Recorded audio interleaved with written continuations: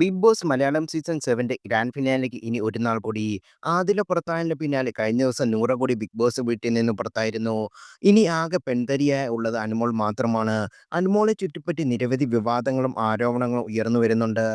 അതിനിടെ അഖിൽമാരാർക്കിടയും വലിയ ആരോപണങ്ങളുമായി എത്തുന്നത് അനുമോൾ ഒരു PR-ന് 16 ലക്ഷം നൽകിയെന്ന ഷോയിലെത്തിയെന്നത് വലിയ ചർച്ചാ വിഷയമായി മാറിയിരുന്നു.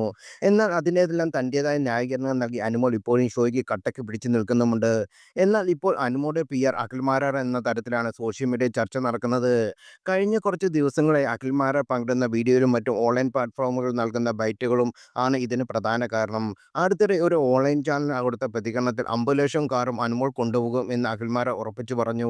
ഈ വീഡിയോ ശ്രദ്ധ നേടിക്കൊണ്ടിരിക്കുമ്പോഴാണ് സ്വന്തമായി തന്നെ സോഷ്യൽ മീഡിയയുടെ അനുമോളെ ചുറ്റിപ്പറ്റിക്കൊണ്ടുള്ള അഖിൽ ഒരു വീഡിയോ പങ്കിട്ടത്. ആ വീഡിയോയിൽ അനുമോളായിരിക്കും ഇത്തവണ വിന്നറെന്ന സൂചനയാണ് അഖിൽമാരാർ നൽകുന്നത്.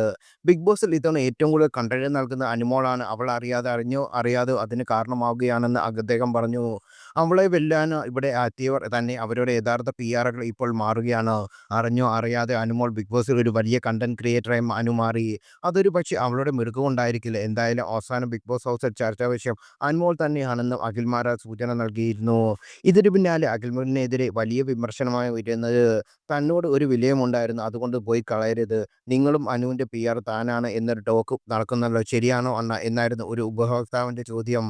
ഒപ്പം അനുമോൾക്കുള്ള ഇഷ്ടക്കാരും പലരും വ്യക്തമാക്കുന്നുണ്ട്, BB7 ഇത്രയ്ക്ക് വെറുപ്പിച്ച മറ്റൊരു മത്സരാർത്ഥി ഇല്ല എന്നാണ് ചിലരുടെ അഭിപ്രായവും.